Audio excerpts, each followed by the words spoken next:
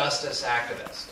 Since the time I was in high school, since the time I was in college, I have fought for exactly the same issues that you are fighting for today. Every single one. And if we had time, I could go through that long and illuminating questionnaire and explain to you how I've fought for every single thing. I started off as a minister in 1982. I fought against homelessness. I started a homeless shelter in New York City. And because I realized that the problems of homelessness and jobs in our economy were rooted to our structure, to our upside-down economy, I actually went to Harvard Business School, but not to make a lot of money, so that I would be a more powerful advocate for social, economic, and racial justice. And I have used that training to fight for everything on your questionnaire. I have fought for racial justice. I spent a lot of time in South Africa fighting the apartheid regime, writing about the apartheid regime, and then I realized I didn't have to go to the tip of Africa to find deep institutional racism. We have it here. I didn't have to go to other parts of the world to find division, to find economic power subverting and damaging democracy. We have that here.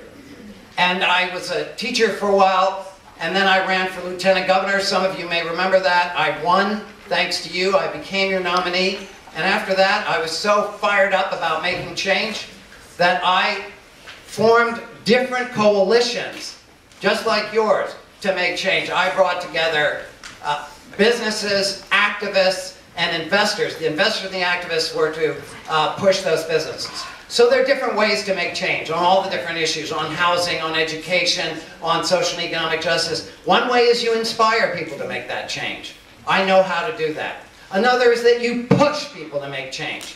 I know how to do that. And finally, when you have to, you require people to make change. And I know how to do that too. And as governor, I will fight for you. For you, I think.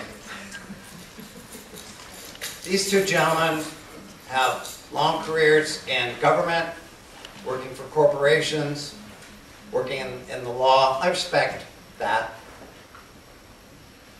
But I'm a movement guy. I'm a movement guy like you.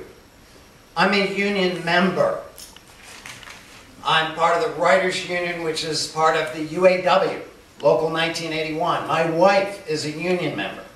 She's a secretary of her National Education Association union because she teaches at the Rhode Island School of Design.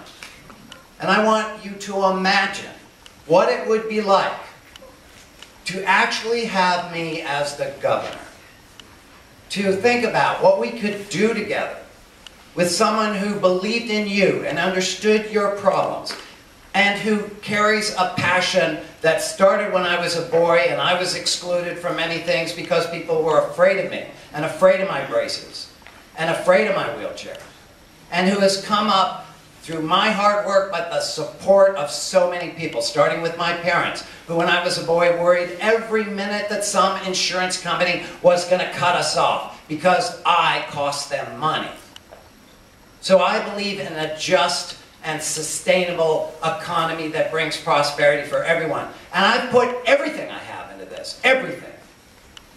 And now I want to bring it to you so that we can work groups of capital to fight climate change. So I'm telling you, the issue today is an upside-down economy in which capital is controlling democracy. And I am the candidate who will restore democracy's control over capital. I believe that capitalism is a good thing when controlled by our will. Today that is not true. If I am the privilege of serving you as governor, we will start down the path of turning this economy into something that serves us. I would like your support. I need your support. The guy who just left was a Republican tracker. They're going to drop $10 million against us for starters. So every single one of you needs to fight this fight together. Thank you.